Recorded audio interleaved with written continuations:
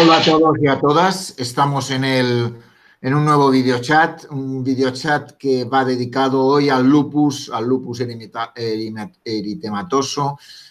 El lupus es una enfermedad que se habla poco de ella. En alguna ocasión, en algún videochat sobre artritis, hablamos algo del lupus, pero realmente es una enfermedad que teníamos peticiones para que hiciéramos un videochat sobre él.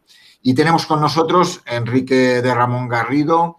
Él es internista, es facultativo del Servicio Andaluz de Salud durante 38 años.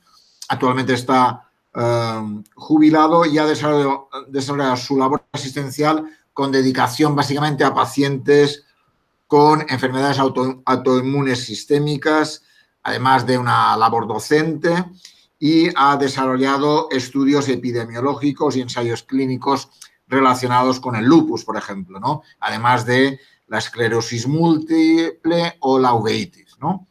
Por tanto, estoy encantado de estar aquí con Enrique y te agradezco que nos des visiones de una enfermedad poco conocida, pero que vale la pena tener en cuenta, ¿no?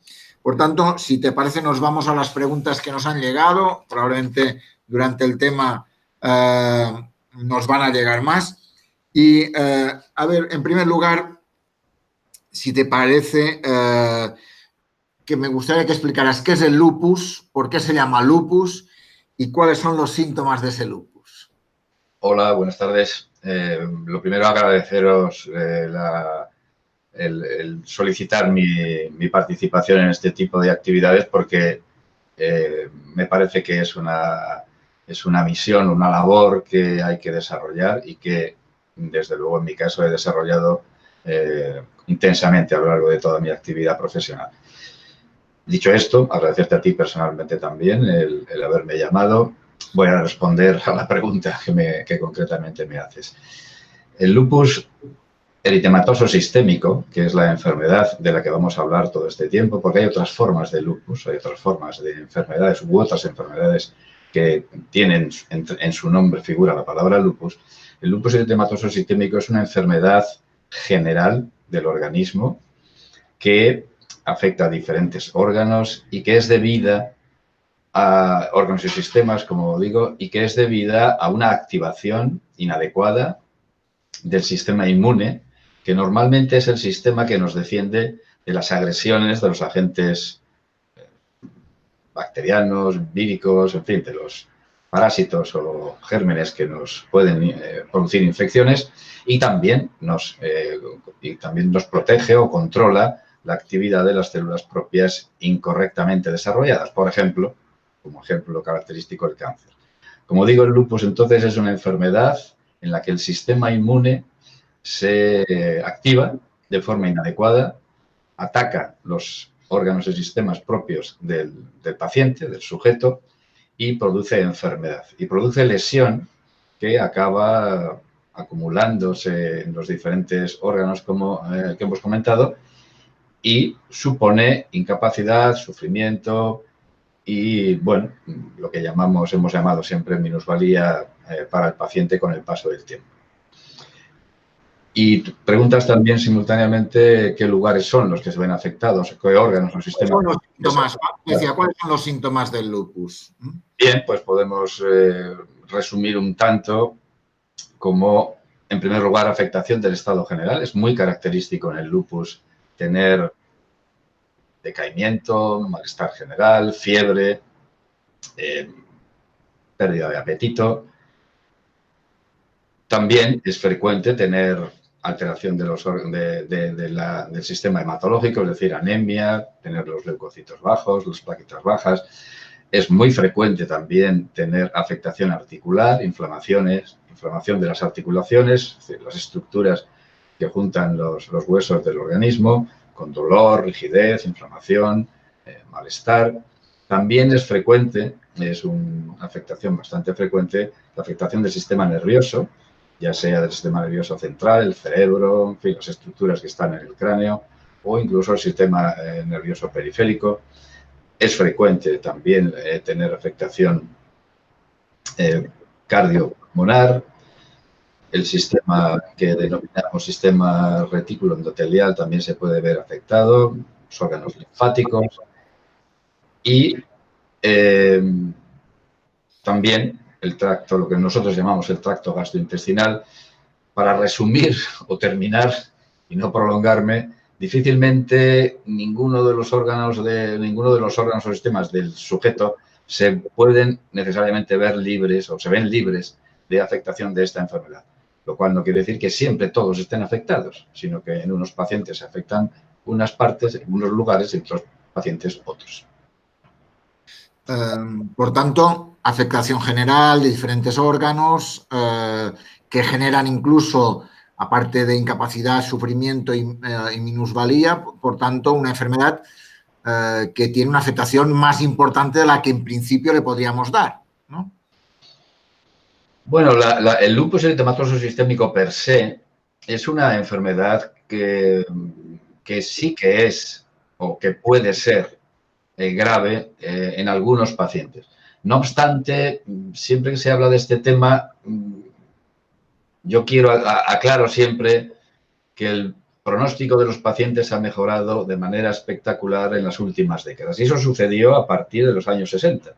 Y de hecho, la mejoría se ha mantenido estable a lo largo de todas estas décadas. Pero era una enfermedad que en los años 40 o 50 suponía una tasa de mortalidad, que es la complicación más grave que puede tener cualquier enfermedad, de prácticamente el 90%, ha pasado a todo lo contrario.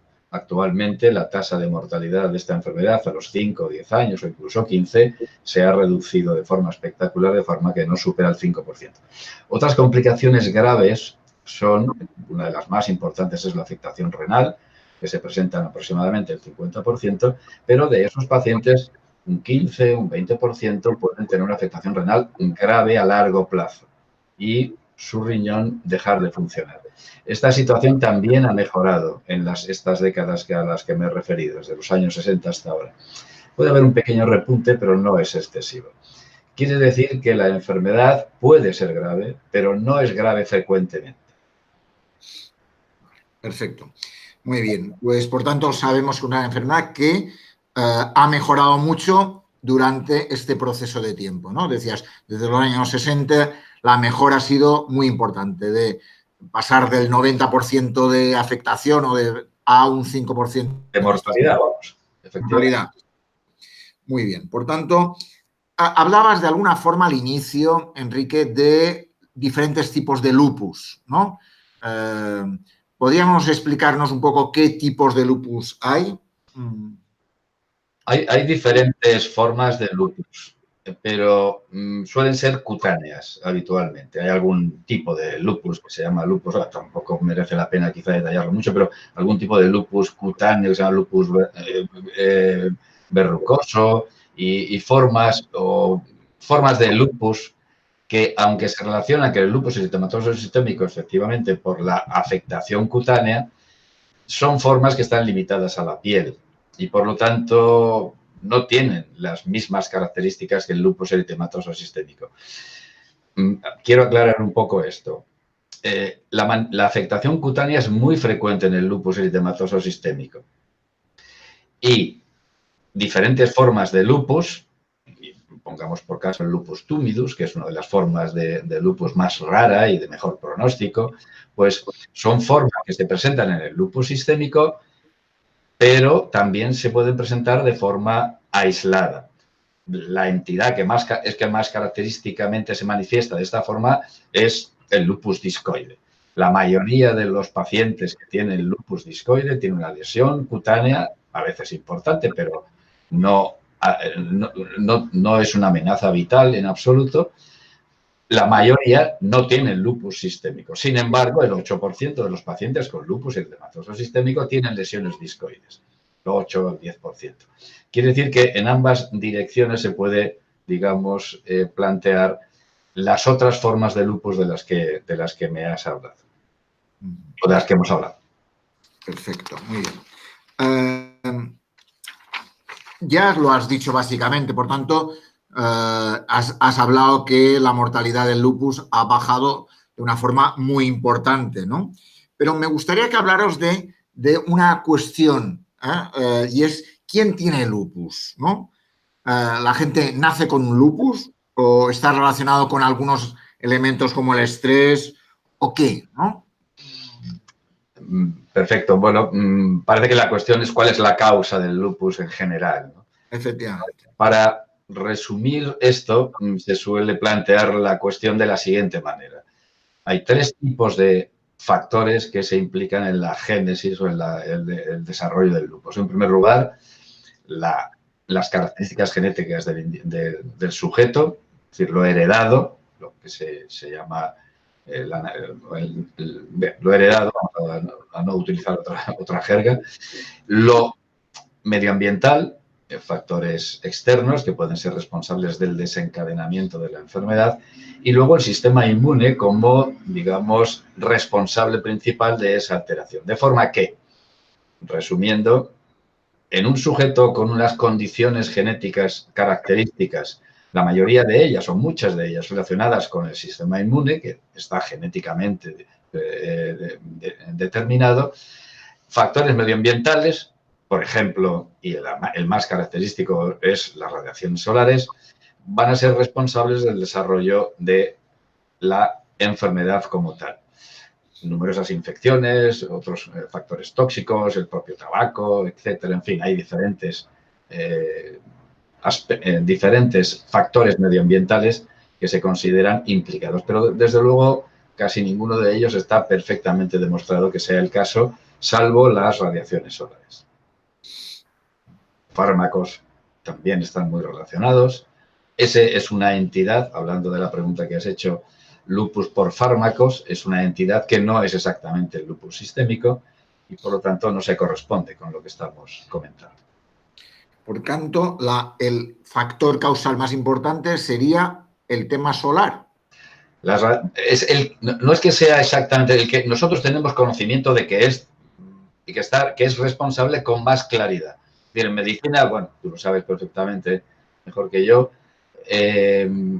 hay factores que pueden ser responsables o pueden ser pensarse que son responsables, más que ser pensarse que son, pero que no hay una evidencia absolutamente clara de que en efecto sean los responsables de la enfermedad. Aunque el hecho de que hay una asociación, por ejemplo, entre los estrógenos y el desarrollo de enfermedades autoinmunes, indica que probablemente los estrógenos podrían ser responsables de la enfermedad. Pero las evidencias no son todos los sólidas que uno quisiera. En el caso de las radiaciones ultravioleta solares, pues hay bastantes pruebas de que en efecto están implicadas.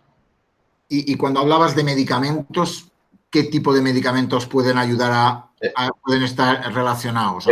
El listado es larguísimo, porque las asociaciones casuales o individuales de medicamentos con el desarrollo de lupus es numerosísima. Pero los más importantes, la clorpromacina, la hidralazina, la alfametildopa, es decir, fármacos que ya no se utilizan en la actualidad, como digo, no son trascendentes, entre comillas, no son actualmente los responsables principales del desarrollo de esta enfermedad. En principio, yo me quedaría, para concretar más, con que el lupus es una enfermedad que los médicos llamamos idiopática. Es decir, de la que no sabemos con precisión cuál es la causa exacta de qué desencadena el proceso en la mayoría de los pacientes. Hay muchos estudios, fundamentalmente ahora se está trabajando mucho con la microbiota, los gérmenes que conviven con nosotros en el intestino, pero evidencias absolutamente claras no hay. Lo mismo que pasa con los aspectos genéticos. Sabemos que la concordancia entre gemelos univitelinos, de gemelos iguales de la enfermedad del lupus, no supera el 25%. Es decir, que una dotación genética exactamente igual es responsable en una cantidad menor del desarrollo de la enfermedad, de peso, de implicación en el desarrollo de la enfermedad. Muy bien. Perfecto. Perfecto. Muy bien. De todas formas, una de las cosas que nos preguntan algunos pacientes es la dificultad en diagnosticar el lupus. ¿Qué les podríamos decir? Dice, Les podemos decir que es una cosa difícil. Sí, no. Bueno, es que es un tema muy interesante porque les podemos decir que los médicos, para diagnosticar una enfermedad, necesitamos que el paciente reúna una serie de condiciones. Y utilizamos nombres para designar a esa, digamos, estructura consolidada de manifestaciones que tiene el paciente. Pero esas manifestaciones, en el caso del lupus, no se presentan el primer día todas juntas y claramente manifiestas, sino que se van añadiendo, se van incorporando a la historia natural del paciente y puede, en algún caso, son los extremos, y puede tardarse 20 años en tener todas las características que nos permiten diagnosticar a un paciente de lupus eritematoso sistémico. Los médicos utilizamos una cosa que se llama la nomenclatura, es decir, le damos nombre a las manifestaciones de una enfermedad para que todos hablemos de lo mismo. Decimos esto es un lupus eritematoso sistémico, nos ponemos de acuerdo para llamar a una entidad, al padecimiento del enfermo de una determinada manera. Pero también necesitamos hacer investigación sobre esa enfermedad. Y para eso ya tenemos que estar más seguros todavía del diagnóstico. Eso ya supone establecer unos criterios de clasificación del paciente. Y cuando nos manejamos en la clínica, lo que hacemos es utilizar la información que nos da el paciente para poder diagnosticarle. Lo llamamos criterios de diagnóstico. En resumen, la enfermedad se presenta de forma más o menos progresiva o acumulativa de manifestaciones. Tenemos dificultades para establecer con precisión qué enfermedad es la que tiene el paciente. Y en la práctica clínica tenemos que diagnosticar al paciente para aplicarle los tratamientos. Luego esas tres cosas juntas hacen que pueda no ser tan fácil hacer el diagnóstico, pero la media de retraso de diagnóstico actualmente en una enfermedad que se produce de una forma en ocasiones tan solapada, pues puede estar entre 1 y 2 años, lo cual es un periodo que los pacientes consideran muy prolongado y nosotros también.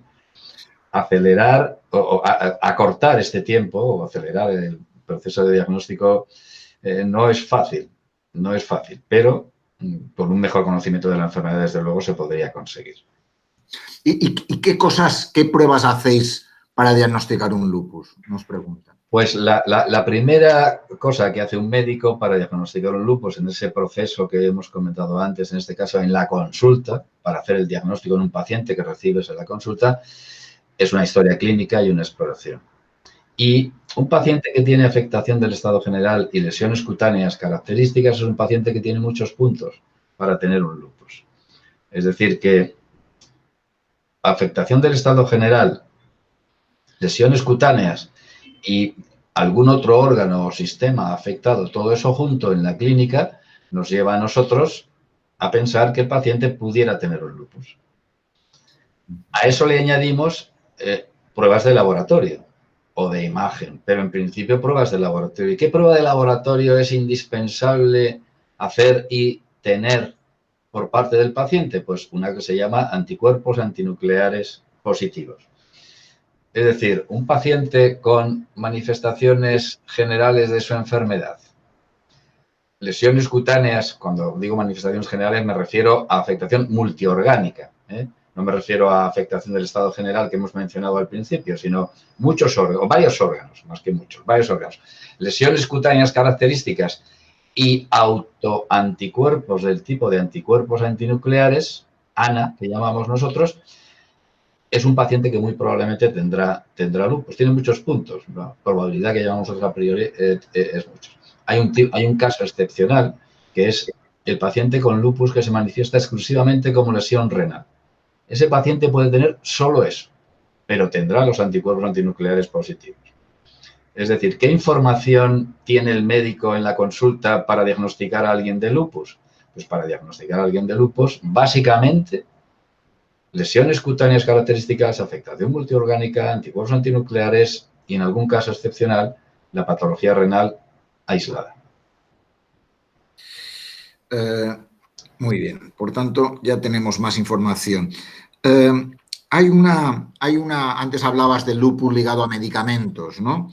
Y hay una pregunta que nos dicen, ¿es el lupus eritematoso inducido por medicamentos un tipo de lupus como el sistémico o el cutáneo? ¿Puede ocurrirle a cualquiera?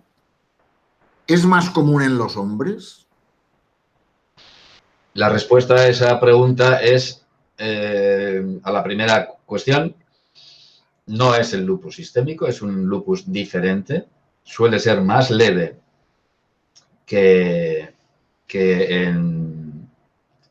más leve que el lupus sistémico, suele afectar las articulaciones, la piel, lo que llamamos los serosas, es decir, la pleuritis, pericarditis, etcétera, y en general se suele resolver al retirar la medicación. De hecho, se resuelve y suele requerir un tiempo de tratamiento prolongado con un determinado fármaco. Como ya he dicho, y para no ser exhaustivo en el número de fármacos, es que actualmente esa entidad es muy poco frecuente.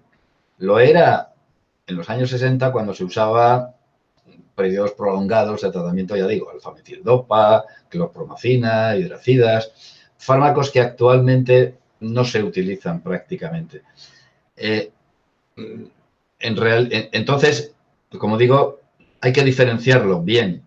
Y, de hecho, yo puedo, con mi experiencia, que he visto muchos lupus, puedo deciros que muy poco lupus por fármacos he visto, si es que he visto alguno de verdad. Si es que he visto alguno de verdad. Se siguen publicando en la literatura. Existe, pero es una cosa rara. ¿Y es más común en los hombres? No hay una gran relación de frecuencia en varones o mujeres, como lo hay o sea, en principio sí es un poco más frecuente. Esto ha pasado algo, ¿no? No, estamos bien. Vale, no, es que lo veo a la cámara igual y quizás sea en mi ¿no? Un segundito, perdón.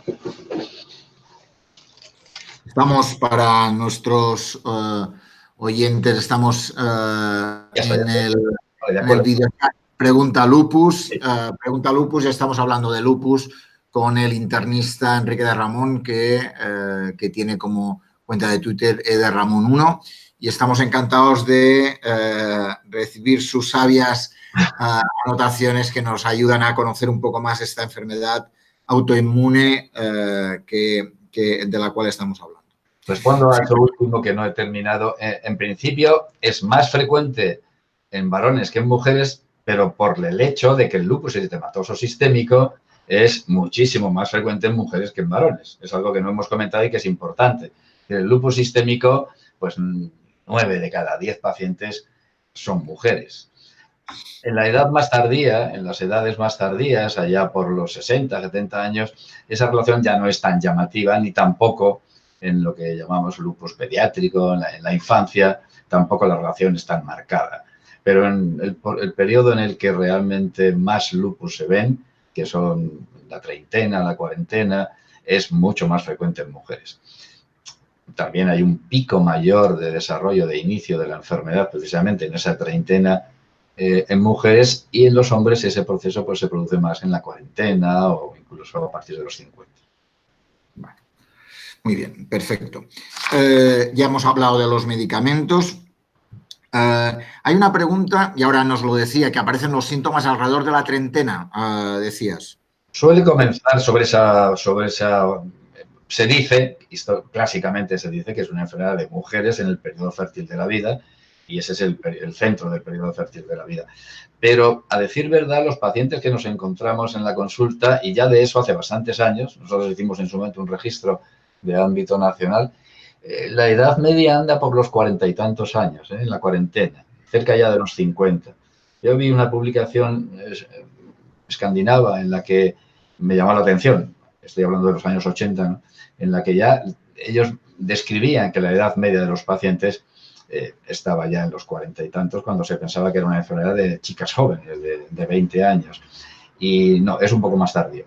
Lo que pasa es que son dos conceptos diferentes. Una cosa es cuando empieza la enfermedad y otra cosa es el grupo general de pacientes que está padeciendo el proceso. Esta es una enfermedad crónica que se mantiene a lo largo de toda la vida del sujeto, con afectación más o menos importante, pero que obliga a seguir revisándolo de forma regular, y así es como lo indican las guías habitualmente o las recomendaciones. Revisiones cada 6 meses como mínimo en quien se encuentre estable. Si no tiene actividad, el proceso no está controlado, puede ser más frecuente.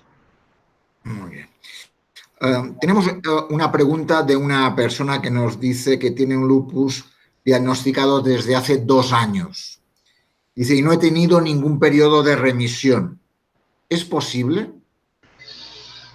Pues en principio, si ya está diagnosticado, claro, los casos individuales son un problema siempre porque son temas delicados, pero vamos a tratar de responder esta situación. En principio, pasados 2 años, y si el paciente está recibiendo un tratamiento adecuado, que suelen ser en general esteroides o glucocorticoides, vamos, o inmunosupresores, el paciente debería estar controlado. Pero insisto, imagínate que se trata de lo que nosotros llamamos, de manera coloquial, un lupito. Es decir, un paciente con lupus que no tiene gran afectación general, no tiene grandes problemas, bueno, que tiene su astenia, su decaimiento, es una de las características de la enfermedad, su malestar general, incluso a lo mejor lleva asociada a una fibromialgia, un proceso fibromiálgico. He visto que en la escuela también se ha hablado de ese tema. Ese paciente realmente puede ser difícil de desactivar, vamos a llamarlo, porque él se puede seguir sintiendo malo. Pero la actividad que nosotros medimos con escalas de medida de esta enfermedad, que el SLEDAI, el BILAG, el ECLAN, en fin, hay diferentes escalas, en esa actividad que nosotros decimos sistémica tendría pocos puntos, probablemente.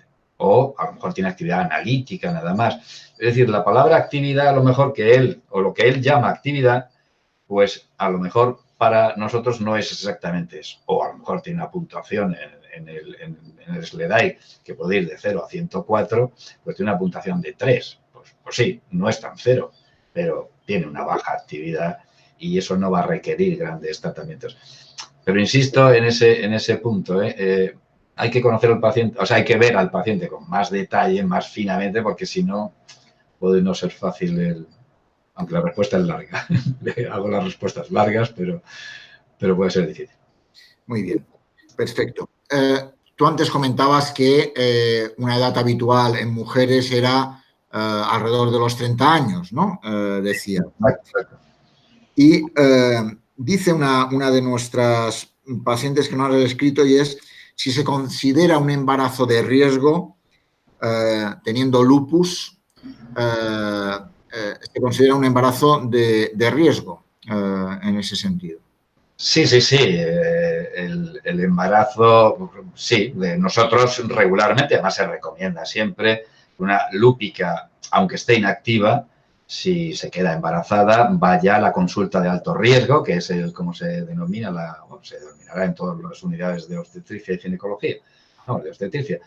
Se recomienda que sea seguido como un embarazo de alto riesgo. Ahora bien, aunque se describe que el lupus se activa con el embarazo, cuando se ha estudiado de verdad eso, históricamente se considera que era una cosa muy grave, pero cuando se ha estudiado bien, se ha visto que realmente lo que ocurre es que pueden producir un poco más de actividad, pero de aspectos no graves de la enfermedad. Sí que es verdad que si la paciente tiene una manifestación, una complicación del lupus importante, como puede ser la más característica, la nefritis lúpica, la afectación renal, pues hay que controlar la situación todavía mejor y bueno, como digo, tener mucho cuidado. A decir verdad, también este aspecto, el aspecto de la gestación en las pacientes lúpicas, ha mejorado mucho en estas décadas, de forma que, bueno, todos conocemos casos de gestantes que han dado a luz perfectamente y no han tenido ningún problema. Es decir, que históricamente, en los años 60 todavía, yo se lo he oído a alguna paciente decir, pero ya no pasa y no debería de pasar. A las mujeres con lupus, a las que se diagnosticaba con 20 años, se les solía decir, usted o tú ya no puedes tener un embarazo en toda tu vida, lo cual no es cierto ni por asomo. Es decir, que es algo que es planteable, posible, factible y, por lo tanto, no es razonable prohibir o indicar a las mujeres que no se queden embarazadas. Pero es un embarazo de alto riesgo, efectivamente. Vale. De todas formas, nos preguntan también, si hay algún momento más adecuado teniendo lupus para quedarse embarazada. Claro. Sí, por supuesto. El momento es cuando se lleve al menos 6 meses sin actividad y sin tratamiento. Eso es lo recomendable. Lo que ocurre que no siempre pasa. Vale. Y, por lo tanto, si te quedas embarazada, que es una pregunta que a lo mejor no se ha hecho, pero que me parece importante comentar, si una mujer lúpica tiene actividad de la enfermedad y se queda embarazada, no es una indicación, o no debería ser una indicación para la pérdida del feto, no me sale ahora mismo la palabra exacta, pero no tiene indicación de aborto terapéutico una mujer lúpica, gestante, que tiene actividad de la enfermedad. Perfecto. Y pregunta esta misma paciente, nos pregunta, ¿el niño estará bien o tendrá lupus? Pregunta. Respuesta corta, no tendrá lupus. Absolutamente seguro que no tendrá lupus. No obstante, hay que matizar. La tasa de concordancia, digamos, la tasa de coincidencia de lupus en familiares, en parientes en primer grado, es decir, padres o hijos del paciente, del sujeto con lupus, es de un 7%, 8%. La tasa de lupus en la población general es de un 0,05%. Quiere decir que es más probable que en la población general que tu hijo tenga lupus, lo cual no significa que sea muy probable que tu hijo tenga lupus. Es una de las preguntas que más frecuentemente se hacen. Es decir, no va a tener más allá de una probabilidad de un 7%, quiere decir que tiene un 93% de probabilidades de no tener lupus. Existen casos de lupus familiar, como digo, y esa es la situación, pero la mujer lúpica que queda embarazada tiene que tener la idea de que el hijo tiene muy pocas posibilidades de tener esa enfermedad en el futuro. Muy bien, perfecto. Hay otra persona que nos plantea un caso, dice, estoy diagnosticado de un lupus sistémico y dice, ¿hay algo que deba o no deba hacer en cuanto a nutrición y ejercicio? Respuestas sencillas. Con respecto a la nutrición, históricamente, antiguamente, había algo que se decía que no debía de tomarse, que es la alfalfa. Eran cosas de estas naturales, alimentos naturales y cosas de este tipo. En principio no hay nada que nosotros podamos decir que esté estrictamente prohibido más allá de lo que recomendaríamos a la población general. Es decir, mantener un peso corporal adecuado, distribuir las proteínas, las grasas, los hidratos de carbono y tomar las vitaminas correspondientes y hacer una alimentación igual que la población general. No hay ningún motivo para hacerlo diferente. Mantener el peso adecuado. Para eso hay que ingerir las calorías que te correspondan en función de tu peso. Y preguntas realmente, perdón, y el ejercicio, es lo que no me salía, que es la siguiente pregunta. ¿Hay que hacer ejercicio? La respuesta es sí. En principio, porque eso es sano para la población general.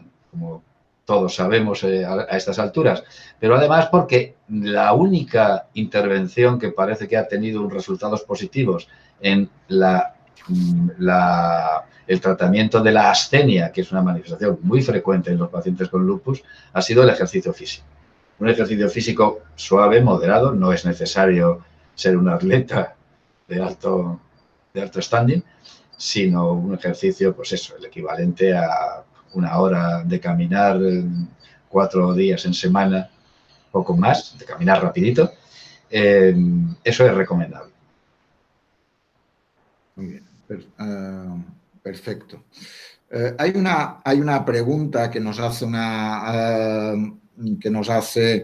una persona que nos ha enviado su caso. Dice, tengo lupus, tengo un síndrome de Sjögren y tengo SAF diagnosticado desde hace 13 años. Dice, yo tengo 47. Tomo 2 pastillas de Dolquina al día y Sintrón. Según mis analíticas y mi médico, tengo el lupus sin actividad. Y mi pregunta es, si está inactivo, ¿por qué tengo tantos dolores musculares y articulares que me obligan a no hacer vida normal y tener que tomar calmantes? Bueno, eso tiene que ver con lo que hemos comentado antes. Probablemente lo que la paciente llama actividad, estos dolores osteomusculares que describe, no es lo mismo que nosotros llamamos actividad. Llamamos actividad a, por ejemplo, la artritis. Tener inflamación articular y dolor, reposo, eso formaría parte de la puntuación de actividad. Pero tener dolores osteomusculares generalizados, pues es más difícil de achacarlo a la actividad.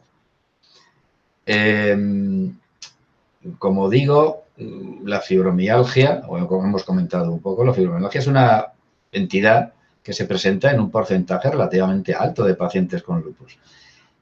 Y en principio no se trata con lo mismo que se trata la actividad, vamos a poner por caso, pues esa serositis que hemos comentado antes, o una afectación del sistema nervioso, o pues una anemia importante en relación con la destrucción de los glóbulos rojos.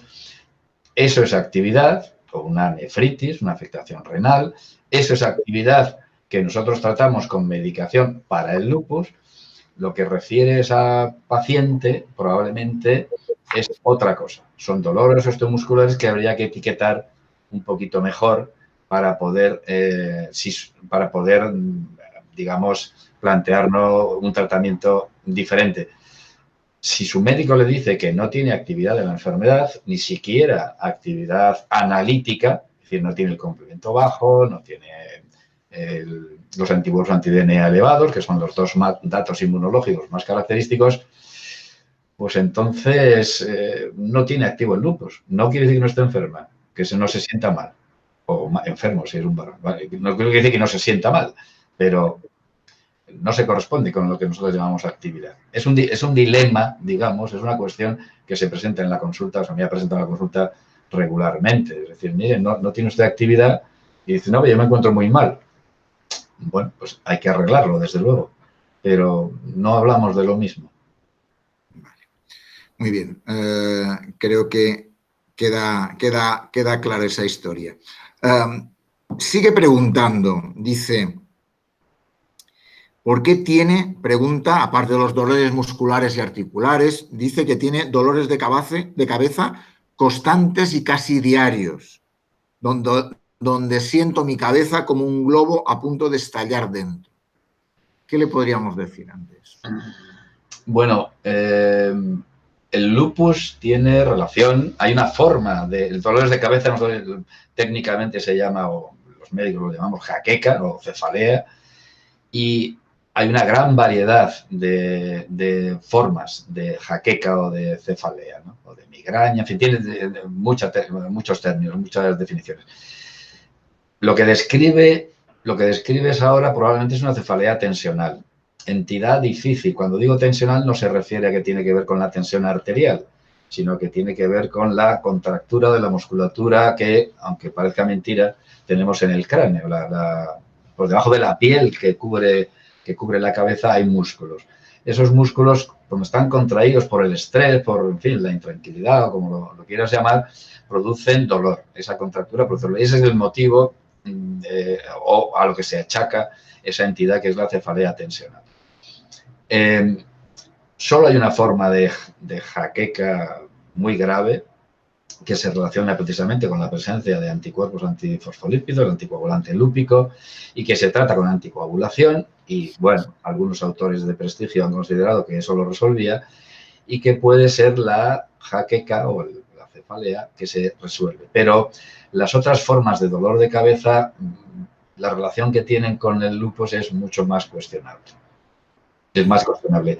Así que yo le recomendaría quizás, si eso es tan serio, que acuda a un neurólogo, si, en fin, su especialista de lupus no lo resuelve, que acuda a un neurólogo para que intente ver si puede utilizar alguno de los diferentes, digamos, tratamientos de la cefalea para resolverlo. Y termina con una tercera pregunta, digo, que nos dice, ¿es posible sufrir otra TVP tomando Sintrom y estando en rango terapéutico? La respuesta es sí, pero es muy raro, es muy poco frecuente. No supera el 1%, o sea, si está en rango terapéutico está en la situación razonable. ¿Que es posible sufrirla? Sí, pero es muy raro. O sea que uno debe manejarse en este tipo de situaciones como cuando la probabilidad de que algo suceda es muy escasa, tiene que ver el otro lado. La probabilidad de que no suceda es muy, muy, muy alta. Así que lo suyo es que no le va a suceder. Muy bien, perfecto. Y casi ya nos vamos a las últimas preguntas, ¿no?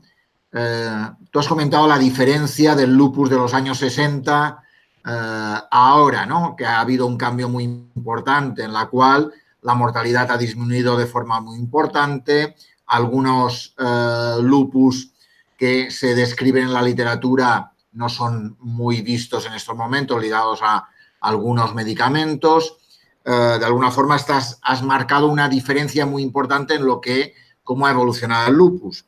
Entonces preguntan qué se está investigando hoy sobre el lupus. Bueno, la última vez que yo revisé eso, hay una base de datos en fin, disponible que se llama Medline, a través del PubMed, en el que yo revisé hace ya algún tiempo, tanto en experimentación animal como humana, el número de referencias que se publicaban, que se habían publicado del lupus, o comparándola con el número de referencias que se habían publicado sobre artritis reumatoide, que es una enfermedad pues no menos de 20 veces más frecuente que el lupus en nuestro entorno y en otros también, ¿no? Digo, no menos que eso. Bien, pues de lupus se habían publicado en ese momento, yo recuerdo, y creo que el número no es erróneo, unas 25.000 referencias entonces, desde hace algún tiempo. Y de artritis reumatoide unas 50.000. Es decir, que una enfermedad mucho más frecuente solo tiene el doble de estudio. Quiere decirse que se investiga y mucho. Se investiga en profundidad, tanto investigación básica como investigación, digamos, aplicada, clínica y investigación epidemiológica. Lo que no lo hemos comentado aquí, pero ¿cuántos pacientes con lupus hay en este país o en otros países? ¿Por qué aquí hay más o menos que en otros sitios? ¿En qué época, en qué edad se manifiesta? En fin, todo esto, investigación epidemiológica, como digo. Se investiga y mucho. Muy bien. Y una última pregunta. ¿Cuándo tendrá cura? Bueno, mi conocimiento del tema no es suficiente como para poder responder a eso. No sería capaz de poner un tiempo. Hombre, el desarrollo de los fármacos, no solamente biológicos, sino también las pequeñas moléculas que pueden, digamos, actuar sobre esos mecanismos íntimos que se desarrollan desde un momento en que el agente activador de la enfermedad entra todo ese proceso se va desarrollando y en el transcurso probablemente de años acaba produciéndose la enfermedad, pues no puedo decir un tiempo porque soy incapaz, me lo inventaría. Ya, no lo sé. Pero probablemente, ¿tú crees que los avances nos permiten ser algo optimistas? Sí, la respuesta a eso es sí, pero es que yo creo que hay que ser optimista ahora. No hace falta esperar a decir, no, es que ¿cuándo se va a curar esta enfermedad definitivamente? Estaría muy bien no tener que estar tomando medicación, etcétera, etcétera, pero yo lo miraría por el otro lado.